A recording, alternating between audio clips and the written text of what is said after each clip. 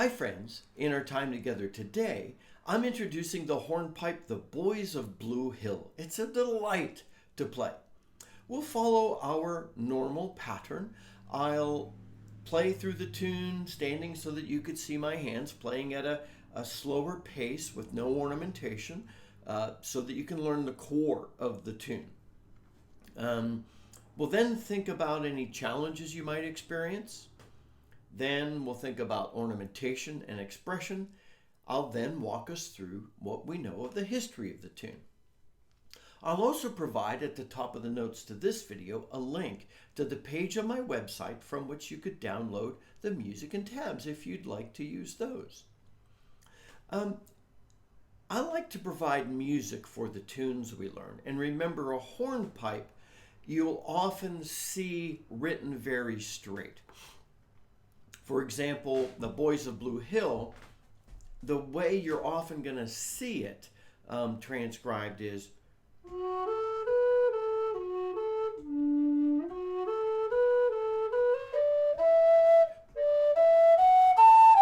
very, very straight. That's how it's transcribed, but that's not how it's played.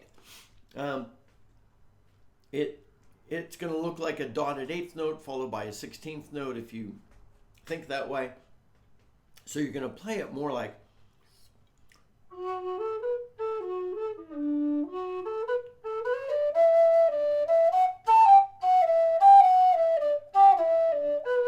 so it's a very bouncy pace. That first note is going to get slightly longer emphasis, and then the second note out of a pair you're going to bounce off of quickly. So when I transcribe a hornpipe, I like to transcribe it in the way you should play it, though I'm still transcribing what I discern to be the core of the tune. Anyway, so that's why when you download the music and tabs for this tune, you're going to notice that I've transcribed it in the way you play it. Again, just the core of the tune. Now, I've heard this hornpipe, the Boys of Bluehill, played, a few different ways. And so I'm sharing what seems to me from listening to people play it, from going to some of the traditional websites. It seems to be the closest, most consistent core of the tune, as far as I could tell. So that's why it's played that way. And if you want to add some variation in, be my guest. Anyway, this hornpipe has an A part that repeats and a B part that repeats. I'll play through each of those once and then the entire tune. And I'm playing through each of those once so that you could learn the A and B part separately. And then when I play through the entire tune, it'll be the play along with Scott section. So here is the A part.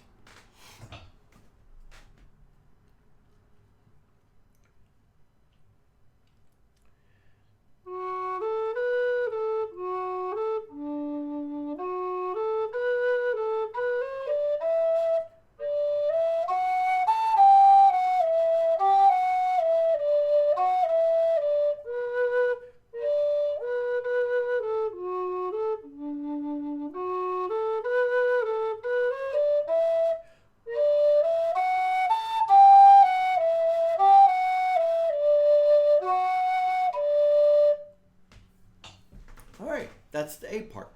Play through that with me as many times as you need to learn it.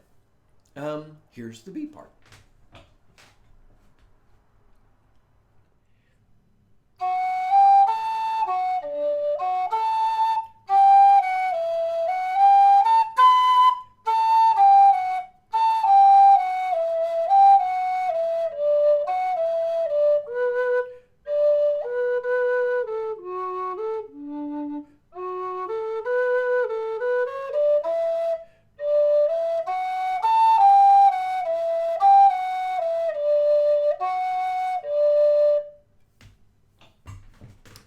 That is the A and the B part.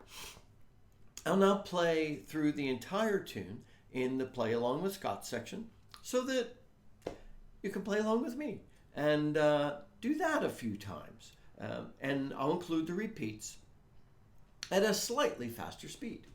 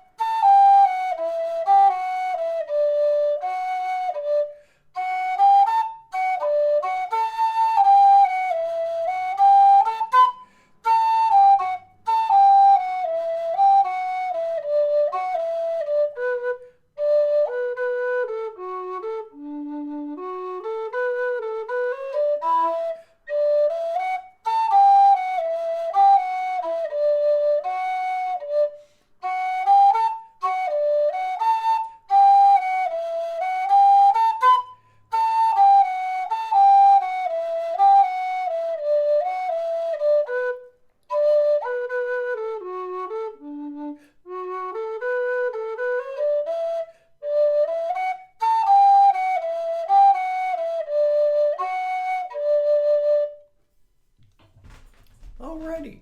So, like I said, I did play that a little faster, and so I'm assuming that you went with me through the A part and the B part at that slower pace in order to learn the tune better, and so that we could then play it at that slightly faster pace.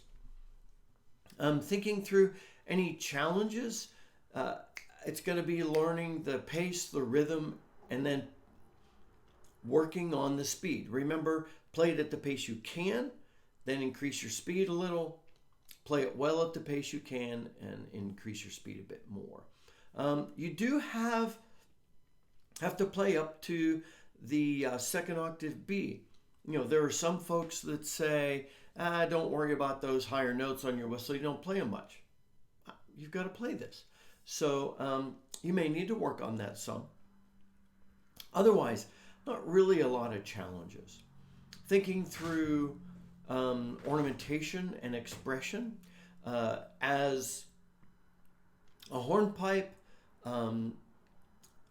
definitely some transitional cuts and taps, maybe a roll here and there, just kind of ornaments that are going to accentuate the bounciness, the dance feel of the tune.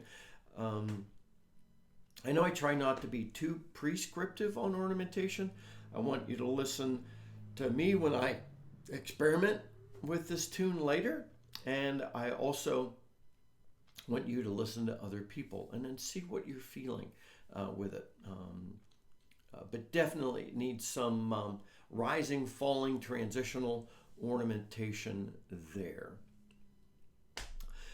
On the history of the tune, I would love to share the deep and fascinating history of this great hornpipe, the Boys of Bluehill. Well, the tune goes by a few other names, and we know it's an old tune. And I'd love to share the deep and fascinating history, but I've already told you most everything we know. The music can be found in print from early in the 19th century, up through later in the 19th century, different parts of the world, primarily Ireland, the US, and Scotland. What that tells me from the history of the tune is that means it was popular in those places where people immigrated. And many of these publications show a little bit of variation in how the tune's transcribed. But I mean, look at the session website. You'll see variation on how the tune's transcribed. Some say that the tune originated in the United States and spread from there. based on when they found transcriptions.